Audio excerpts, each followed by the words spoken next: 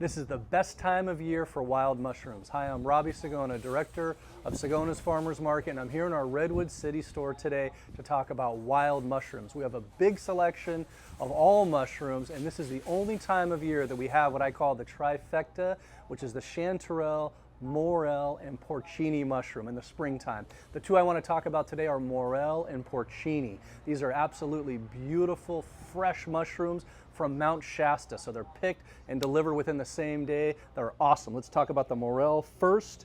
These big beauties.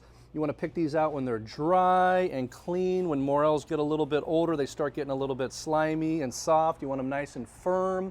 These do tend to get a little bit of critters in them, so I do like to soak these for a little bit, maybe 10, 12 minutes in cold water.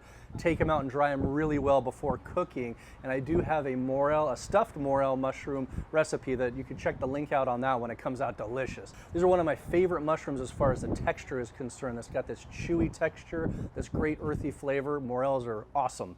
Next one over here, Porcini mushrooms, again from the Mount Shasta area. These are awesome. These are super fresh. They just came in. Show you a couple of these guys here.